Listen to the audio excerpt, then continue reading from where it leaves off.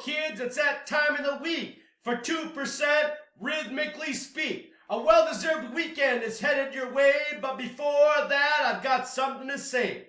In all my years of being a teach, such interesting times have been very far from reach. Face-to-face is the best way to learn, but you kids have shown such great concern for your education and keeping things real. So yes, you kids are a big deal. Your response to distant learning continues to impress. Heck, it's safe to say that you are the best. Life has dealt you lemons, and what have you done? Made lemonade with even the most bitter one. So hats off to all the MLHS peeps for pushing forward hard these last couple weeks. Stay safe this weekend as you chase the eyes. I hope for a trophy on the water. Stay wise.